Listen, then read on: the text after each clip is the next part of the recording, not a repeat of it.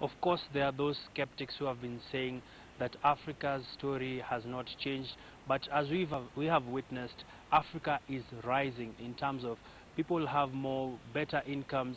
We are seeing more companies setting up in Africa, to be precise in Kenya. Looking at the car industry, in terms of the growth you've mentioned and the aspects that have been driving this growth, as a company, in terms of job creation, how has this changed the workforce that works for you? Because of the growth in the motor sector, this year alone we have increased our manpower by about 15% to take advantage of the growth of the economy, the prospects for the region.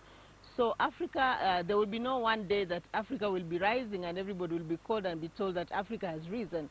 It started to rise quite some years back, as you can see in the growth. The middle class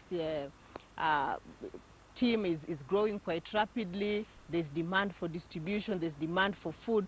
So there is good prospects for the entire of Africa, and we see this through manufacturing in terms of motor vehicle demand for distribution truck, demand for transportation trucks. That tells you the economy is growing and that the middle class is equally growing. Which is your flagship brand?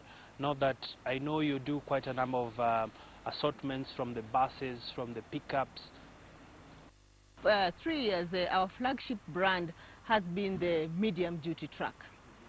Again, just to demonstrate that this is the product that is used for distribution, whether it is sand distribution, whether it's hardware distribution, purely driven by the increase in construction and increase in consumption.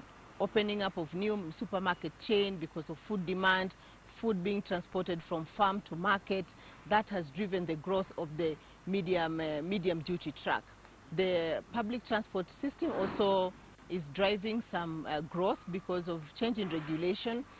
In 2013, the government put to order the public transportation where less than 26-seater vehicles are not being allowed into the CBD to support the government agenda on easing congestion in the urban centers, and that has also driven the growth of the public transport, especially medium 26-seater to about 43 capacity seating, but that is secondary to the growth of the medium duty truck.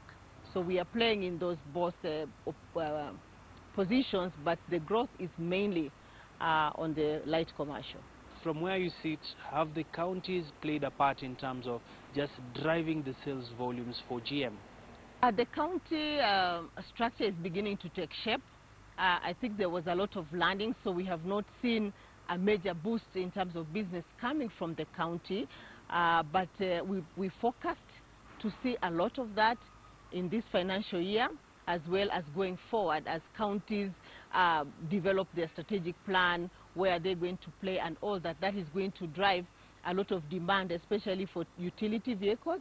Again, construction is going to continue to be a big driver for growth in the county area, as well as services to the public, meaning there's going to be demand for pickup trucks, there's going to be demand for education type of vehicles, ambulances, even special purpose vehicles. We are seeing a big demand for mobile clinics, for instance, because the county cannot maybe be able to develop hospitals in each and every district, but they can provide some medical care using mobile trucks.